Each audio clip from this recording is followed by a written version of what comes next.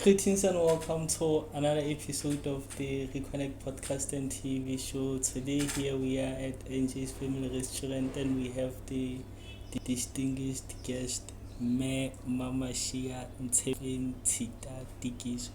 Greetings and welcome to the podcast. Thank you for welcoming me to your broadcast. Can you walk us through your background and journey, especially educational background? Hore na o ile wa qala ho kae, wa fella ho kae, if on a program also enrolled you are currently o tla re jwetsa ka yona? Oh, okay. Educational background, let's see. I attended primary at Njays in private school long time ago, and then I proceeded to Mabatwana High School, and from there I went to the National University of Lesotho. So this is where I was doing full-time enrollment. But I also furthered my studies when I was under employment, where I did my master's in business administration. But over and above that, I've done so many short courses in various disciplines: your ICT, your financial management, project management, emotional intelligence, even organizations related programs like your UNICEF or your AfriLabs. I mean, there's quite a lot that I've done in terms of advancing my knowledge. Yeah. So at National University of Lesotho, what program were you studying? I did computer science and statistics. So that was my double major. Yeah. And what year was it when you graduated? Like I said, this was a long time ago. I enrolled at NUL in 1994. Wow. So that says I completed my first degree, that was in 1998. Yeah. So essentially you can understand it's many moons ago.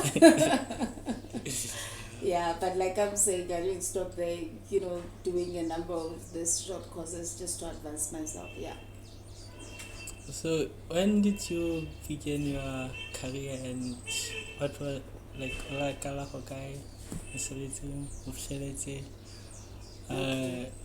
because I realized you are the president of the BAM Group Foundation. Yeah, foundation. Okay. Let me just say where did I first have this interest ignited in me actually being in the path that I am.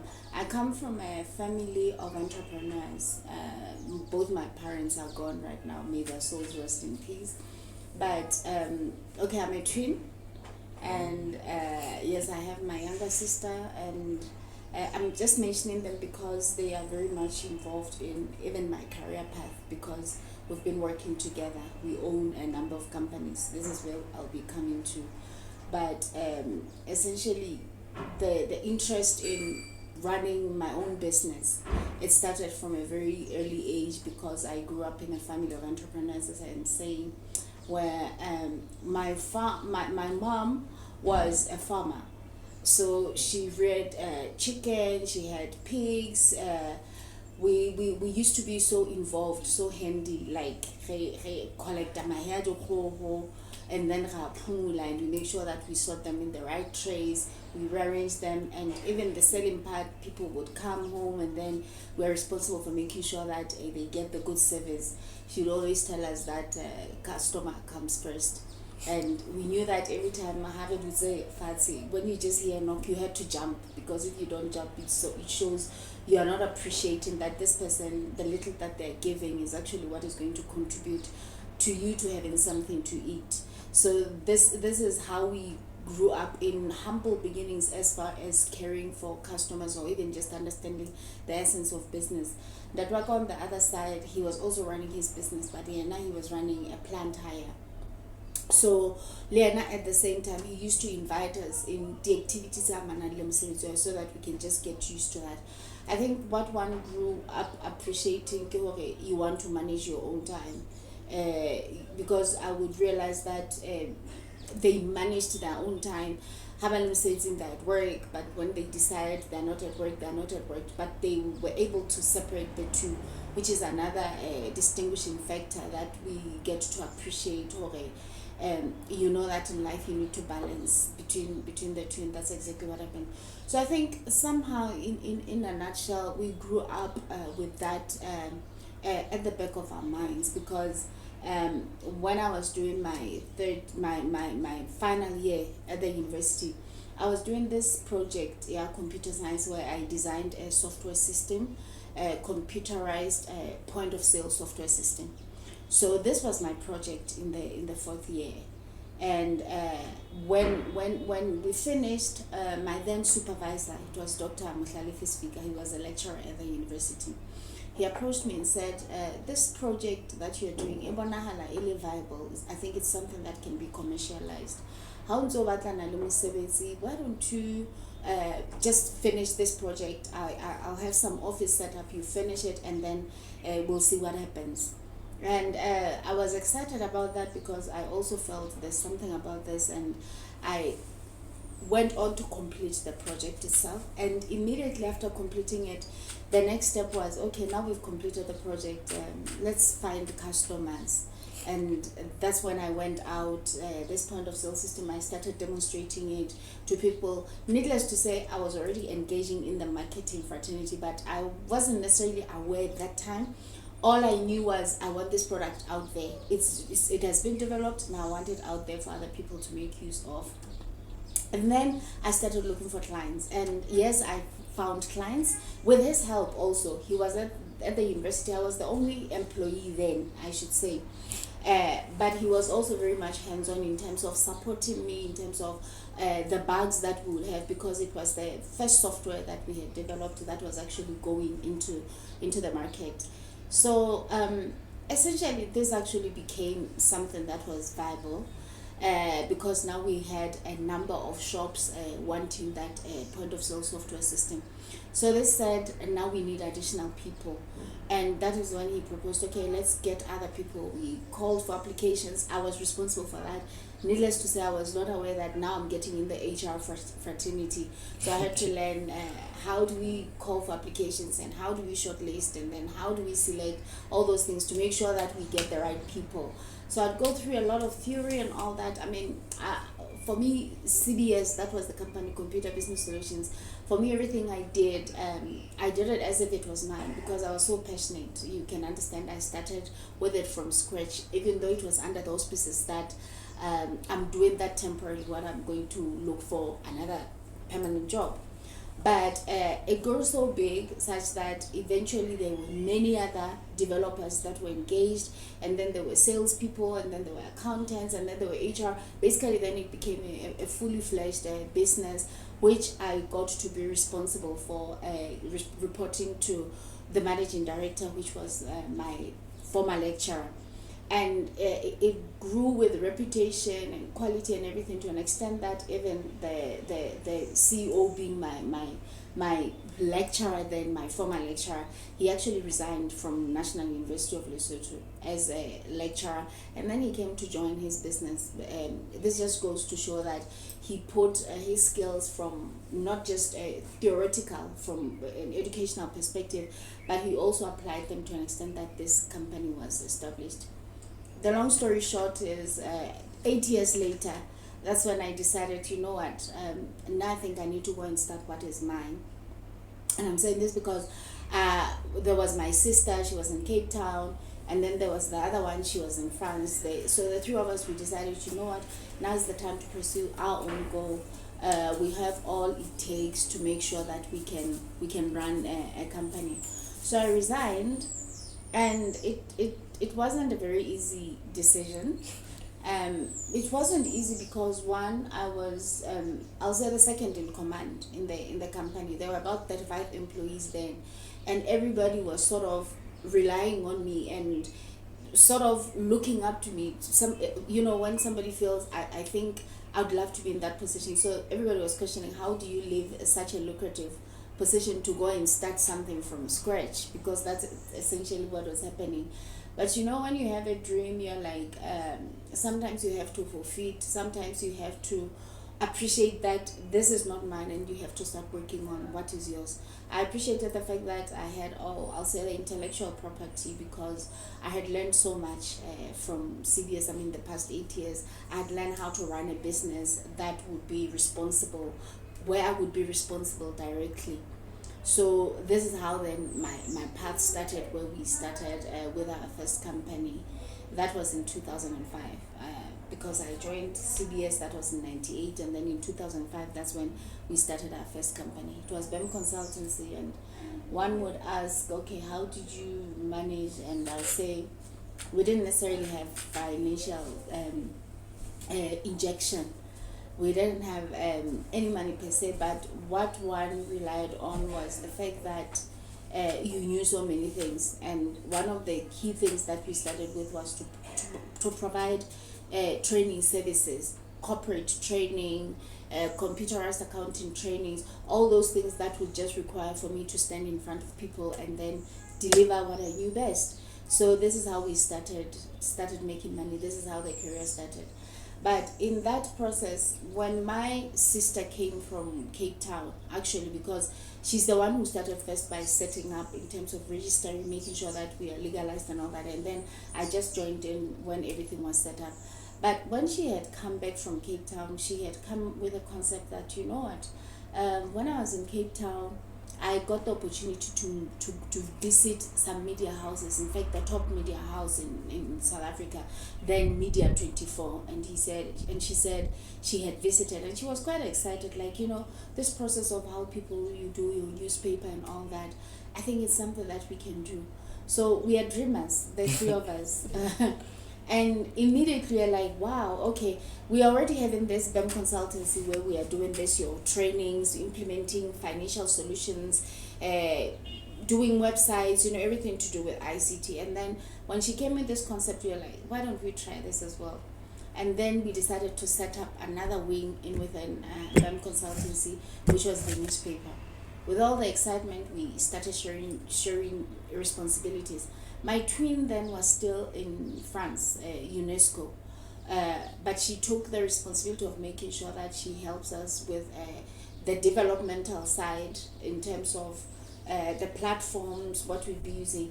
I'm saying this because I had to take the lead in terms of sourcing business and all that. And then Madisema, my younger sister, she took the responsibility of gathering all the content that would be used. So this is how we segregated our duties. And I want to emphasize this because it's important that when you work together, everybody is aware of what their roles are, so that you don't end up fighting over minor issues. And this is when you start learning how to work together, but segregating duties so that everybody can excel in wherever they are.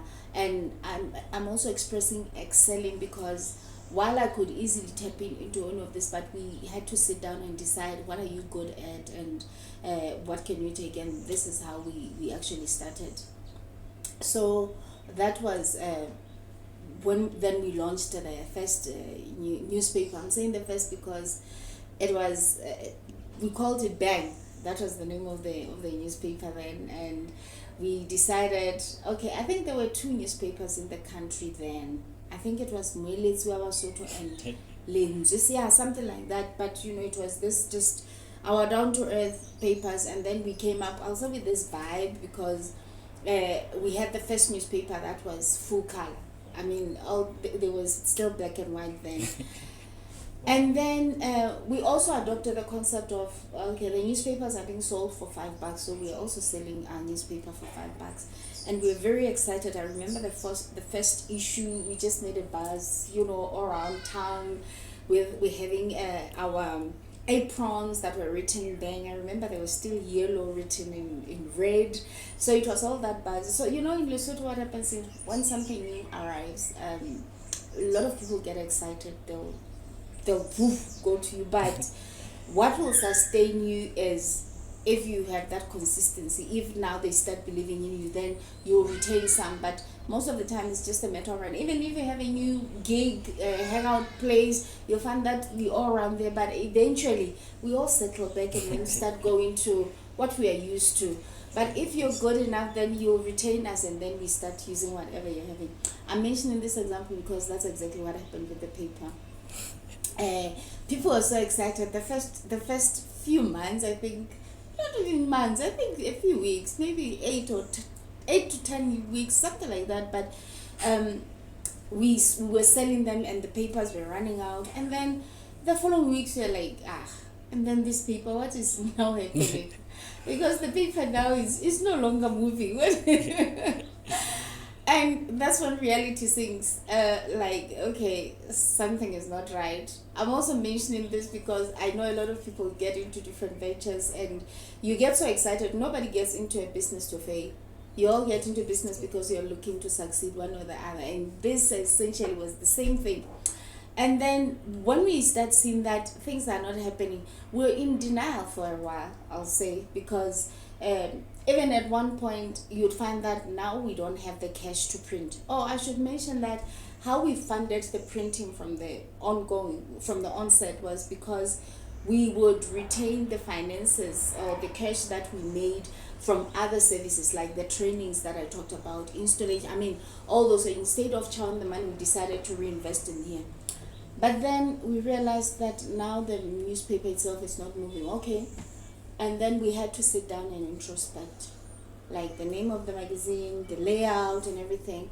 And I think we took a break of about a month or 2, or even 3 for that matter. I can't remember. That's long time ago, like in 2006 or so. So afterwards, we decided, you know what, we need to relook a number of things. One, this name, Bang. Bang. Let's just look at this. Is it even giving us the the clientele that we did?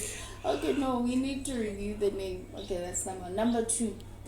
Okay, we got into this market. There's 2 newspapers. How did you come up with that name? The name? Yeah. No, we're just like, we are coming up with a hit, something that dangs.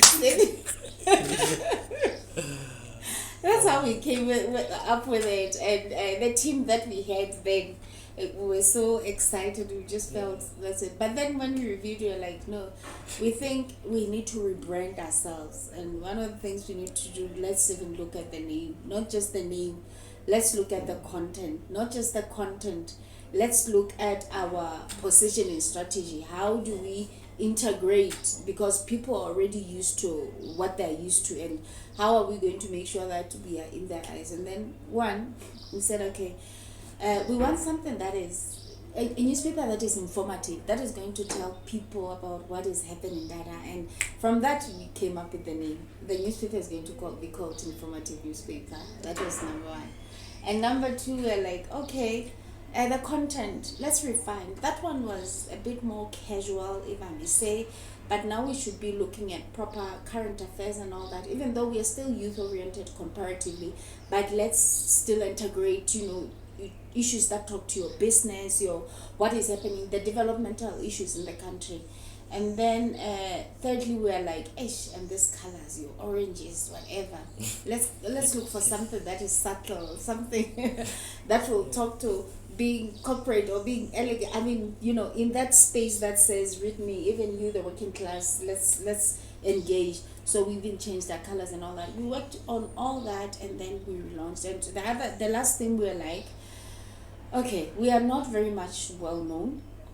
So what we're going to do is to apply a strategy where the funds that we would be using to pay for advertising on different platforms, or to do your flyers, or to go on radio, everything that you would do with marketing where we would be paid. Let's consolidate all that and make sure that we turn this newspaper into what we'll call a flyer. It's still a newspaper, but in our context, it's a flyer. We are paying for a flyer. So what we are saying is we'll still capture news content related to newspapers, but for us, this is our marketing tool. So this is where we'll be talking about the products that we offer under BEM Group. So this is where we started talking about your trainings, even your financial packages, your project, everything that we're offering. So we said, because of this, we are not taking it to be a newspaper that is being sold. for us, we're going to give it out for free. And because it's acting as our flag, because we've injected just like any other company. So that was the mentality that we grew to say, we are not selling it. And it was the first newspaper in the country that was introduced, and it was given for free. And everybody would question, why newspaper for free? Well, the other loop is that while we're giving it for free, but we were still making money out of it, because then we had advertisers coming. They wanted to advertise with us, and that money essentially was the revenue of the paper. So people didn't understand that a newspaper, its primary source of revenue is actually not even the sales of the paper itself, but it's actually the advertising inside. So this is how informative newspaper was born, and it went boom. I mean, just that strategy made it work so much, and then we got to penetrate. I mean, it has been running, and then up to now we still have it. And then in the process we decided, okay, we are done with the newspaper, the current affairs. I think we are sorted, it's running. But like I'm saying, the three of us were always thinking of, okay, what next? And I'm saying this because I recall this year, I think it was around 2009. Yeah, I think so, around 2009. We were going for a meeting in Bloemfontein, and it's the three of us. And coincidentally in the car there's a True Love magazine. So I happened to pick it, and I just browsed it, and I'm like, why don't we have a magazine in Lesotho? Why do we read about celebrities from other countries? This is when we were going to Bloemfontein, the three of us, and then we started talking about this. When we came back, I think, yeah, that was around June. When we came back, we had the name of the magazine that we were going to launch. We had the date of when we were going to launch the magazine. We had allocated roles and responsibilities to each of us to make sure that now we have this magazine. And lo and behold, by December of that 2009, that's when we launched Finite Magazine. Because we said we want to have our celebrities, women in Lesotho, being celebrated for everything that they're doing. And that's how it started. We distributed it in Lesotho and even in South Africa. And in the process, we felt, okay, that's when our love for supporting women and youth, because they are sort of the marginalized, that's where we grew, and we felt the initiatives that we need to do. In the process, we also launched another magazine. Now, this one was Achiever Magazine, focusing on the youth. So we had these three publications: informative newspaper, Achiever Magazine, and Finite Magazine. That's when now we had another company registered that was called BEM Media. So BEM Media was focusing purely on that, and then BEM Consultancy now retained the consultancy aspect, corporate trainings, etc. And then in the process, I think this was in 20, I've forgotten, but this is when my twin was actually coming back from France. And then we decided to launch another company. She came up with another concept that, you know what, where I've been, I think she'd been there for about 8 years or so. In France or in these other countries, you'll find that culture is very important to them, and we don't seem to be selling our culture enough. And that's when we decided we are having BEM promotions where we'll be promoting culture in different aspects. We promoted music, we had your artisans, I mean, poetry, fashion. We did a lot of things around that space of promotion, where we even had a stable of artists, and it grew so big as well, because I think almost potentially many of the well-renowned artists in Lesotho, they sort of have been with BEM promotions one way or the other. I mean, that's how big it was. But we also had to shift its focus, because now we were having issues with working with artists, and then we changed the landscape to say we are no longer working with artists per se, but we are working with promotion in general, where you can be promoting businesses, doing events, etc., etc. And I'm also emphasizing this because it says in business all the time, when you feel like something is not working, it's not for you to actually shut down, but it's for you to re-strategize. I think now I've talked about two things. That I talked about the newspaper, and now I'm talking about BEM promotions.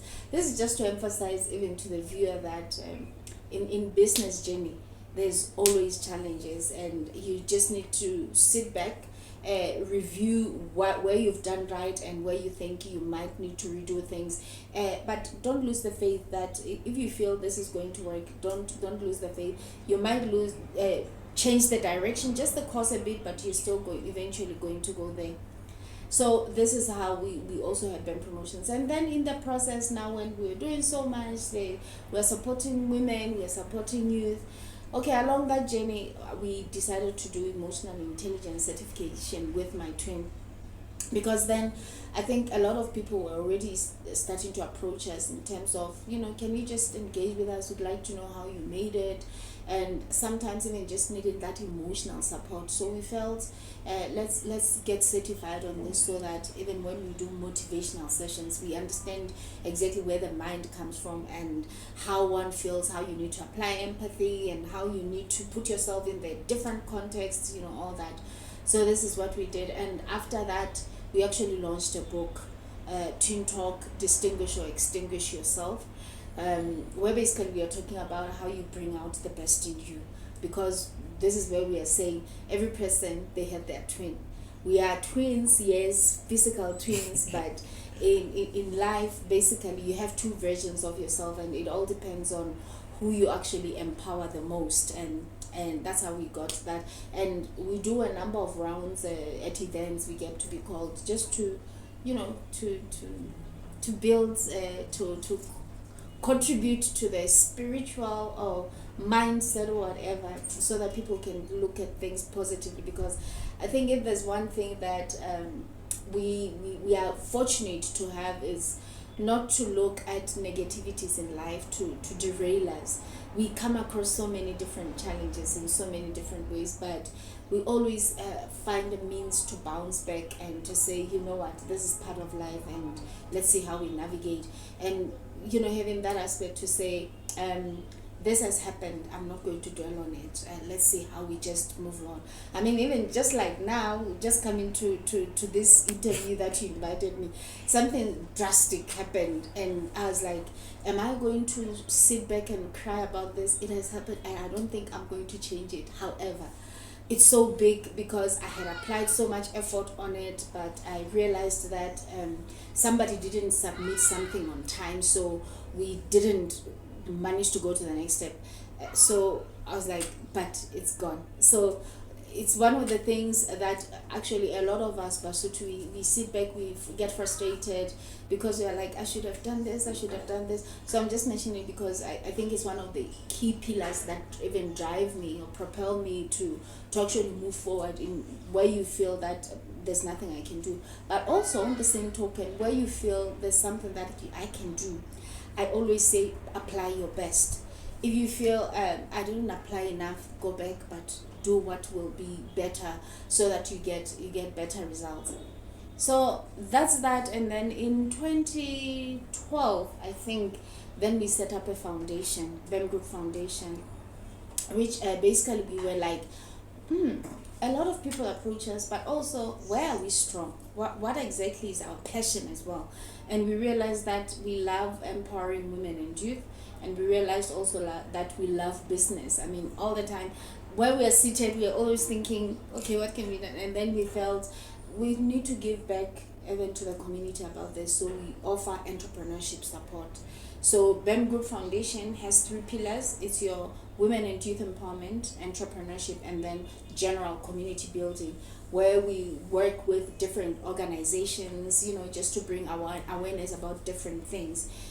For example, we'll be working with the Ministry of Gender or U.S. Embassy, going around the country just talking about your inheritance rights. We'll be working with IEC, talking about race to parliament, where we are saying people should appreciate politics. So I'm just saying we navigate through different things, notwithstanding that women and youth are always at the forefront in terms of whatever we do. And then also entrepreneurship. We run a lot of programs under BEM Group that talk to entrepreneurship. And even now, as I speak, you'll find that there are different initiatives where we are saying, how do we make sure that we help our entrepreneurs grow in the country? So I've been that all-rounder as far as BEM Group is concerned. I took 2 years break from BEM I'll say 2 years break because 2 years ago in 2023, there was an opening where the Lesotho government decided to launch the first ever entrepreneurship hub in the country. And when I looked at it, I felt I could contribute positively on it, and I applied, and then I got positioned there for about 2 years. And I think I did a very good job because we managed to have the ecosystem vibrant, upcoming, and even now as we speak, the program is still running, where the government of Lesotho is intentional in terms of making sure that women and youth are capacitated in their businesses so that we can emancipate the economy that we're having. So those were the 2 years that I spent outside Bank Group, but now I'm back already working on a number of initiatives. This is what I've been doing, I'll say locally. But beyond that, I also happen to be an ambassador, not just an ambassador. In fact, I started as an ambassador of what we call AfriLabs. AfriLabs is the continental body that talks to supporting innovation throughout Africa, if I may say. So it's this body that has about all the 53 countries in Africa. 53 countries are actually represented there, and we have more than 550 hubs across Africa, and where we sit together and discuss how we shape Africa and how we make sure that we boost entrepreneurship. So I happen to be in the board of AfriLabs right now, where my direct responsibility is to make sure that the Southern Africa region is included in African decisions, or even just contributing in terms of how we work together to make sure that whatever you're doing here in Lesotho, I can network you with somebody in Tanzania, in Malawi, you're doing the same thing, and there's that kind of cross collaboration. It's quite a beautiful initiative, which I'm happy that I'm part of, because it says I'm always even looking at our Basotho initiatives. What is it that we can be doing and be working together with other countries? I think a lot will be unfolding because I just got onboarded, I think it was in October. So a lot will be happening in the upcoming months. Over and above that, I've also been involved under African Union as well, where I have been a mentor to innovators and fellows from across Africa. I've been mentoring people from Nigeria, Kenya, Malawi, Ethiopia. I mean, it's that ecosystem. So I'm at a place where right now I just appreciate a lot that I had been within Lesotho context, but now I realize that I am able to execute my knowledge across Africa. But what is more beautiful is the fact that you realize that whatever it is that is happening in Lesotho, trust me, it's no different from what is happening from Malawi or Ethiopia or whatever. I mean, the landscapes, yes, the populations might differ, but the challenges, what I've learned is we have our African challenges and they're all the same. So yeah, in a nutshell, that's me. I think I've said a lot. Maybe then I can respond to questions that you might be having. Oh, I'm a mother. I'm married to a very loving husband, and I have 4 kids. Yeah, so yeah, that's that. Wow. Mm-hmm. I've also seen TV. I was going through social media. You didn't mention it. There's so many. Yeah, I think I also didn't mention it. Okay, so what we decided, we launched it. We didn't necessarily launch it because I think we are still working on that. But we decided to introduce TV because we were like, there are different media houses that we are running, as you heard, your informative, your finite, and then there'll be different programs we are shooting, even individually. So we felt maybe we need to have a hub where we are actually capturing everything that is video based, whether it's in relation to informative or finite or consultancy or promotions, you name them. And it's something that we hadn't really given it a strong focus, but we're actually working on it now, and there's a lot that will be happening. I think this actually got brewed because under Finite Magazine, there's a program that I ran. It was even airing on LTV called Finite Women Empowerment. This program basically just talks to women. I'll visit any woman who's an entrepreneur and just discuss with her just like we're doing the journey, how they started, and then they'll demonstrate how they basically do their products or the services that they offer. And I think I've done around, I think more than 50 episodes on that one. So it's something that we are resuscitating, but like I'm saying now, it's no longer going to be running under Finite Magazine as a platform, but everything is going to be channeled under BEM TV, and this is where we are welcoming all the creatives in the country so that we can make a change. We know that we have our only one and only national TV, but it needs to be supported in various aspects. That's why I was also very excited to come for your show. I know it took some time, but you know I was not around, but I'm excited when I see such initiative, because it says there's a lot that we are doing so that Lesotho can be vibrant. I mean, if you look at countries like your Nigeria, I'll say that because it's quite obvious. I mean, there's a lot that is happening as far as the media space is concerned. So I think with initiatives like this, yeah, we are definitely going somewhere. Wow. Also, when you start an establishment or company, or it always starts with BAM. How does it stand for? Oh, that's a very good. Thank you so much. That's good of you that you noticed. BAM. Yes, it has such a sentimental meaning. Our father's name, Kibambata. Okay, you know the Bambata Sita Sports Arena, that is actually named after my father. He was the founding president of the Lesotho Football Association. But we are not there. We just decided as the three girls that, you know what, we still want to maintain the legacy of our father. So everything that we do, it will have a BAM. Even though the acronym BAM, for different areas, it means something different. What I mean is we have BAM Consultancy. That is Business Administration and Management Consultancy. You understand? That's BAM. But then when you come to BAM Media, it's Basotho and marketing, something like that. I mean, they're different. And then when you come to BAM Promotions, it's business and advertising. I mean, I'm just saying all of them, because now we end up using just BAM. But when you go to our profile, you'll find that they're actually detailed to say what each BAM stands for, because this is how we say we're always remembering him, because these three girls or these three women, they're actually descending from him. Yeah.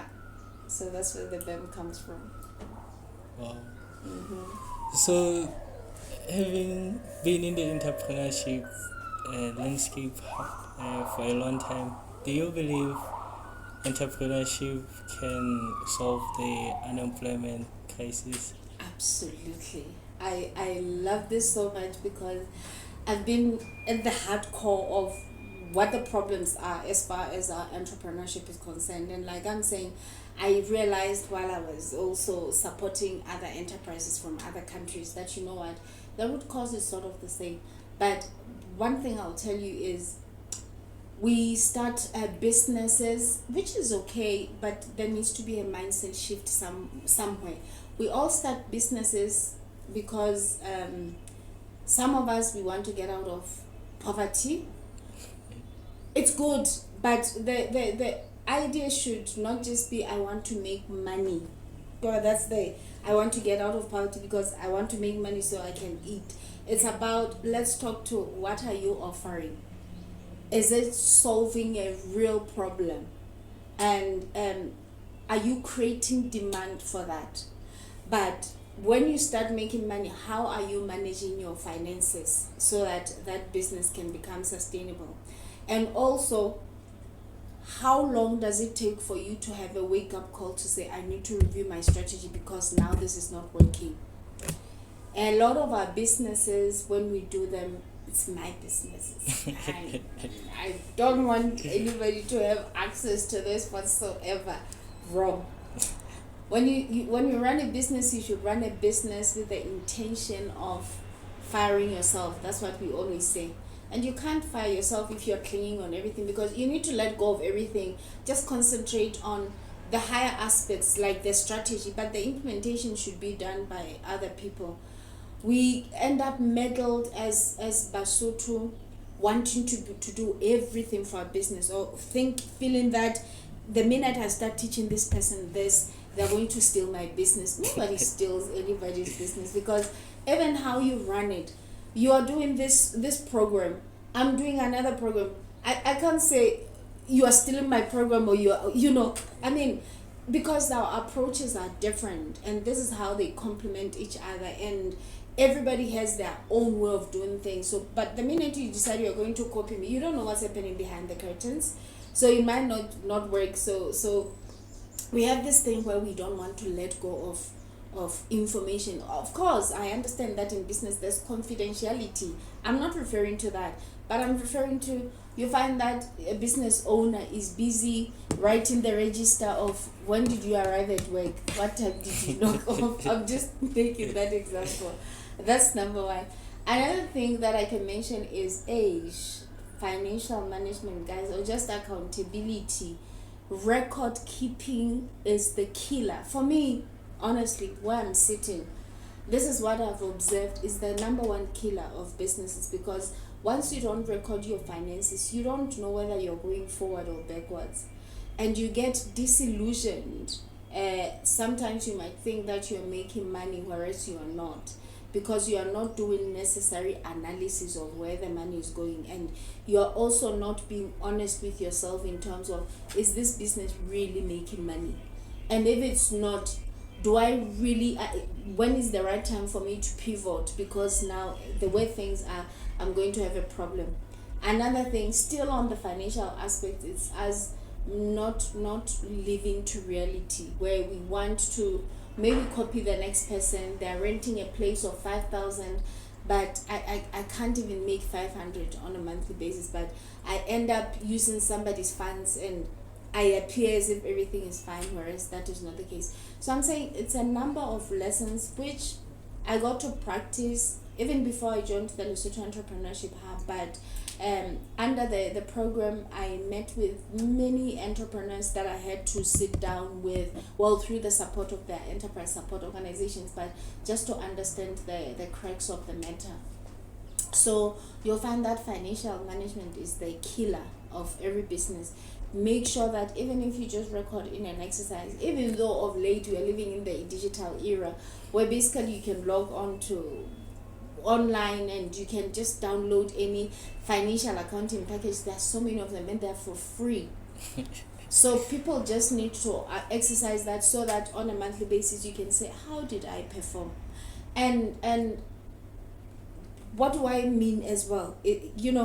What do you know that I made so much money, I generated so much money, even though I haven't received cash if I'm offering credit services, but at least you know that this month I generated so much money in terms of revenue, and then you have recorded the expenses. It's easy for you to say whether you have been profitable that month or not. People mistake profitability with the cash that they have, and those are two different things. So it's something that somebody who's running a business really needs to understand. So all the time, I must make sure that I meet my financial obligations. Well, another area is businesses differ. Some businesses are seasonal. When they're seasonal is when they make money at certain seasons. Like, if you are an hospitality company, or maybe you're an entertainment company, you'll know that around this time it's festive.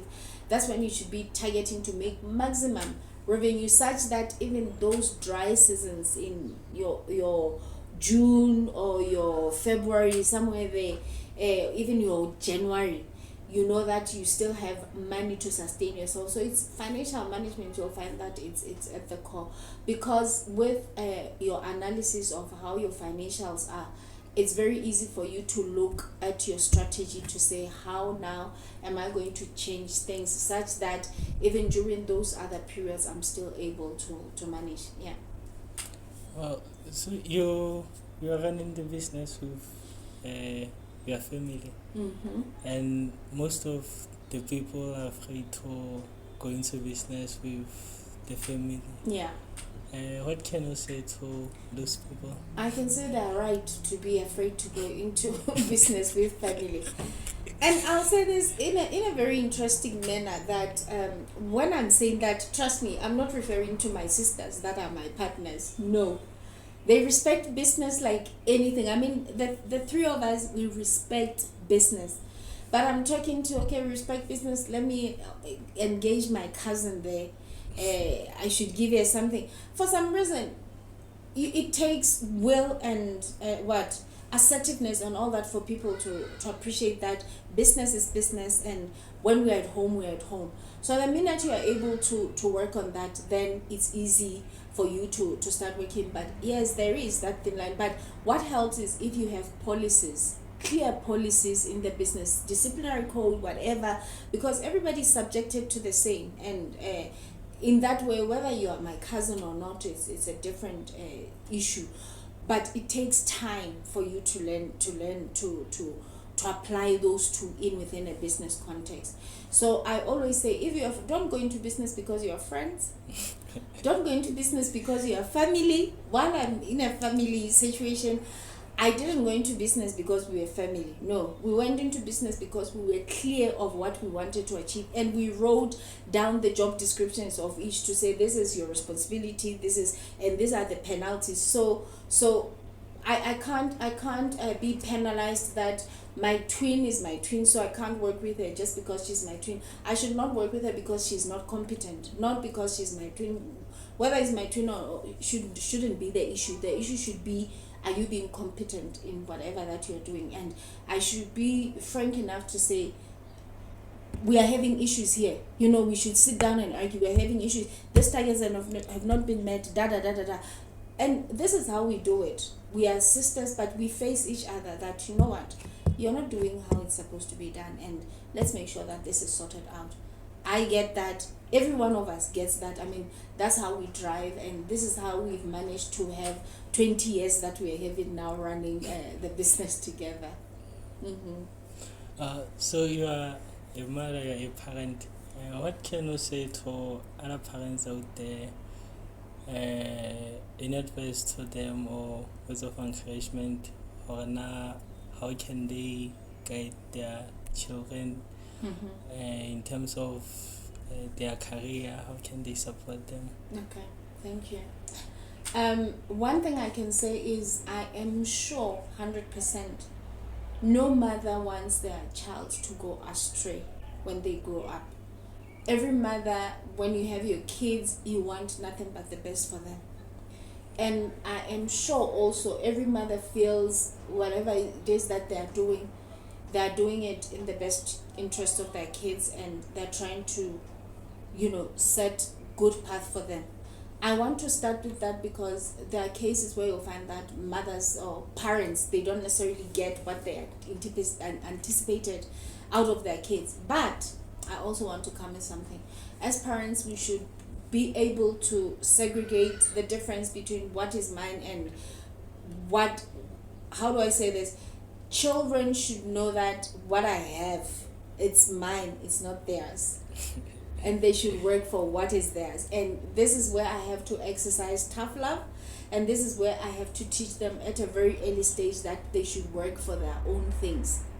Even now, I should make sure that they should understand things like you get rewarded for good work and all that. So it's not just like, because I have it, I should just be giving it to them. That is what they should be learning. Number 2, parents should learn to give positive affirmation to children.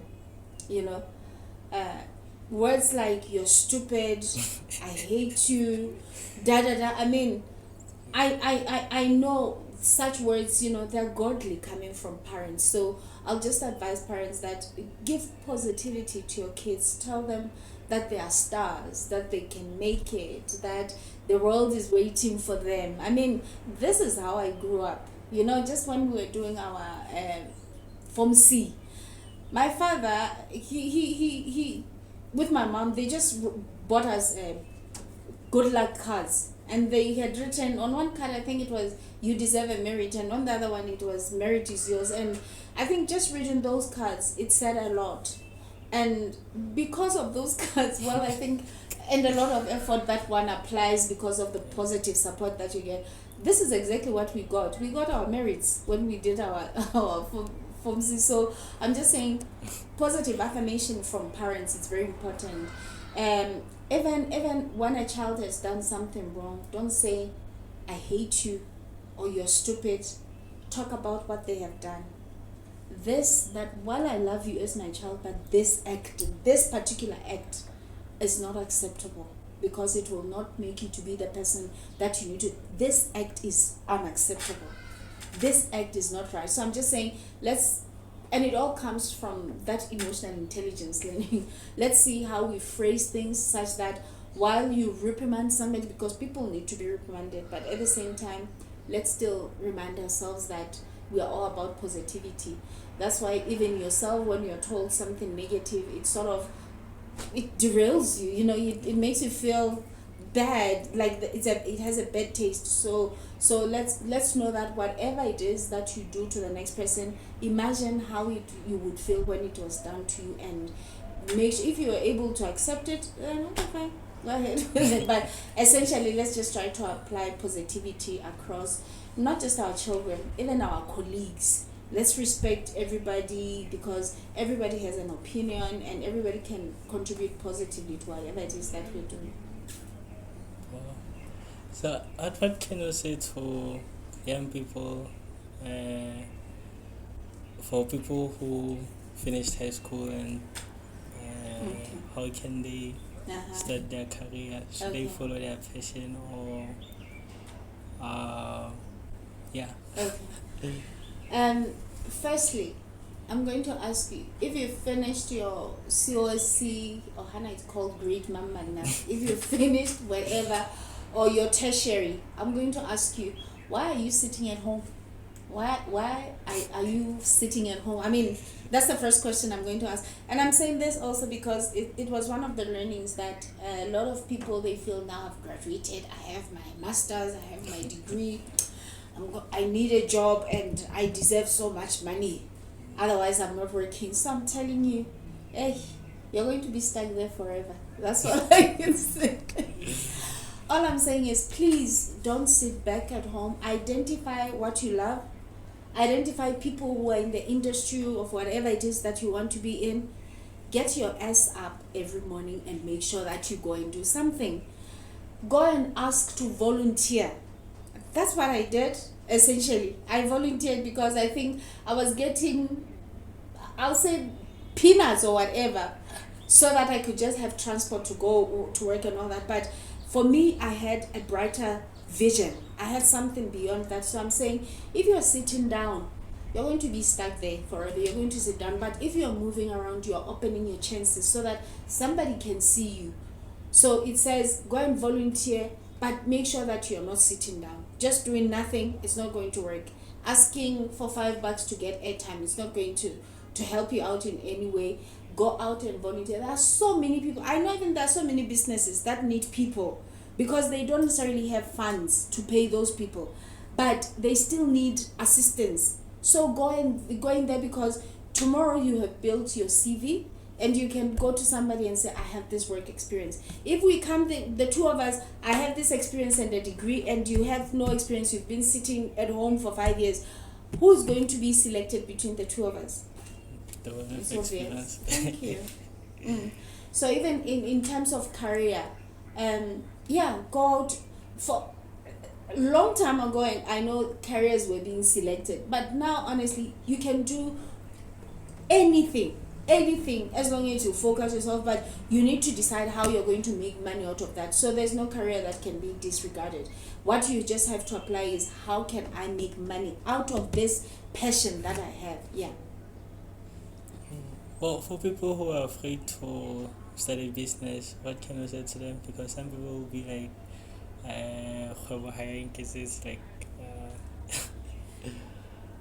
one thing I can say is, not all of us are crafted to be entrepreneurs. Otherwise, who would be working for us? So in life, there are those who are made to be entrepreneurs, and there are those who are made to be employees, and it's good. You fall in any of those two. It's not a problem. Let's not even think one is superior than the other. No, it's just that our ways of thinking about life are different.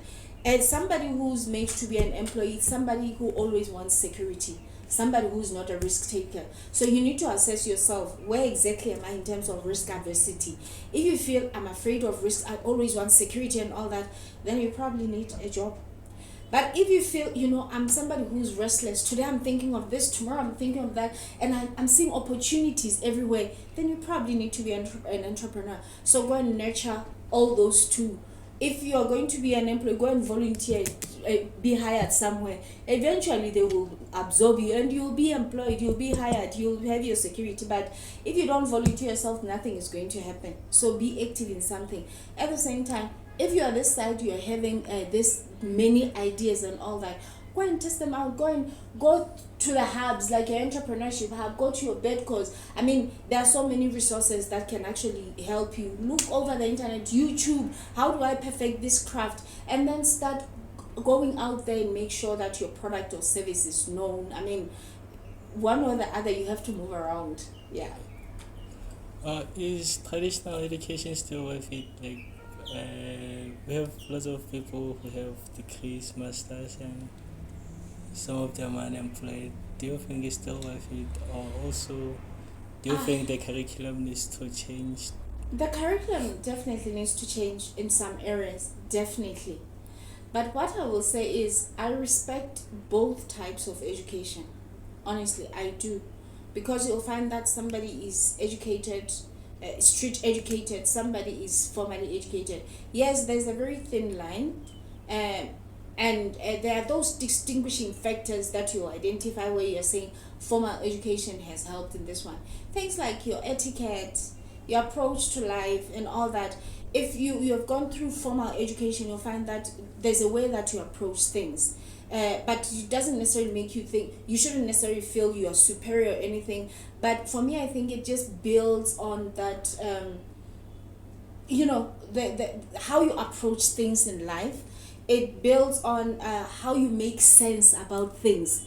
So if you have gone through the formal education, it definitely works, but not necessarily on the subject itself. I think you're taught sort of some discipline, one or the other.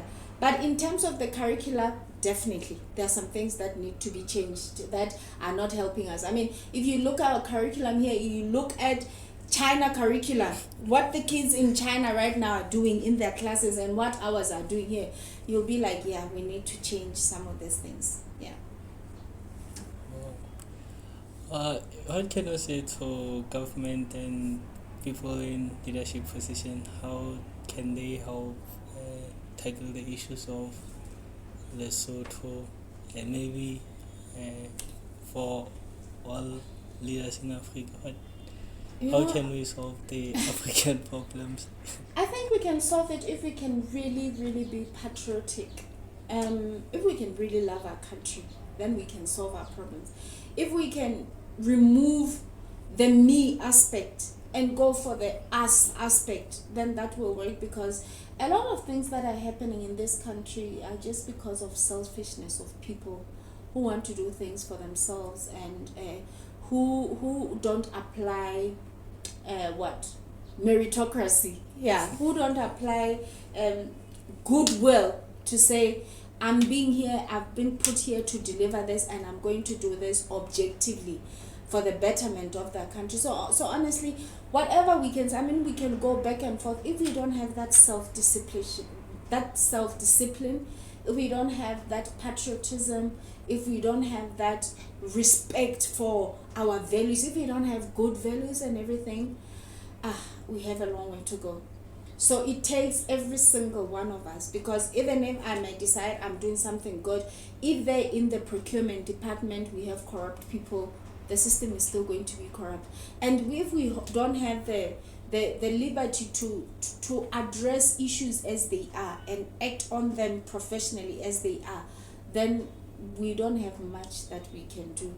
So sadly, this is the kind of environment that we'll be having, where it just needs to go with somebody saying, let me forget my political affiliation, let me forget whatever, let me just do what is right. If we can, because we all know what is right. We definitely all know what is right. And if we can do what is right, this country can go far. Well, what keeps you going? What inspires you? Life. What inspires me, honestly, what inspires me is the possibility. It's the knowledge that this is possible. And it's the knowledge that I'm contributing. I get moved when I see that I taught this person to do this and they're doing it and it's working for them. I get so happy. I get happy when somebody succeeds because I have contributed. I decided they didn't know this, but I contributed. I love seeing progress. I love seeing development. I love seeing somebody get excited like I made it. So that's what keeps me going. Positivity, life should get you going. And the thought that it's possible. Yeah. Wow. How do you want to be remembered when you are long gone?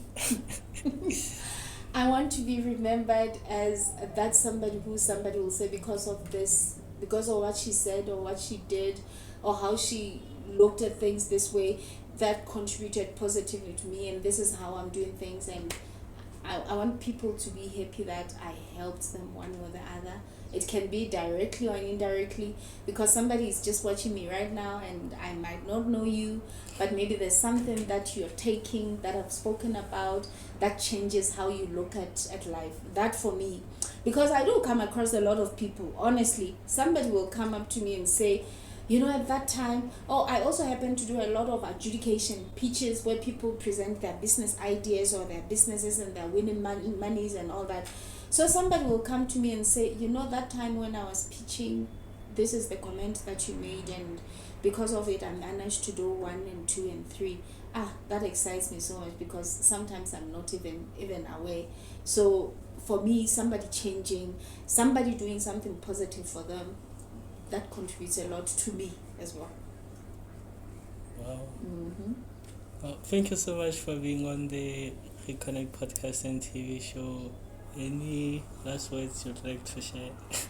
Any last words I'd like to share is join me on the movement to make Lesotho great, because there are a number of initiatives that we are doing, platforms we are creating so that we help boost all enterprises in the country. So my words is stand up, let's work together and make sure that we make Lesotho beautiful, because it deserves your contribution. Thank you. Well, when I first saw you, I think it was last year on one of the conferences. I think in LA Kafokoti, like it was just the STEAM conference. Yeah, I think that's the STEAM conference. The STEAM. Okay, I think now I recall. Yeah. Okay. Yeah, I was one of the participants Okay, so now you can recall to what I was talking about. Okay, no, that's great. Yeah. Well, thank you so much. We hope to invite you again in the future. No, thank you so much. I hope I did you justice.